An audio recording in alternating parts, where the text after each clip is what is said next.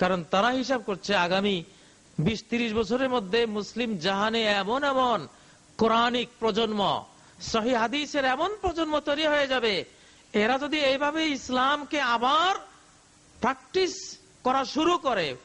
আজকের মুসলিম, আমরা তো মুসলিমরা এখন দাবিতে মুসলিম, কাজে কর্মে অনেক ক্ষেত্রে হিন্দু, অনেক ক্ষেত্রে ইহুদি, অনেক ক্ষেত্রে আমরা খ্রিস্টান, দাবিতে কিন্তু মুসলিম।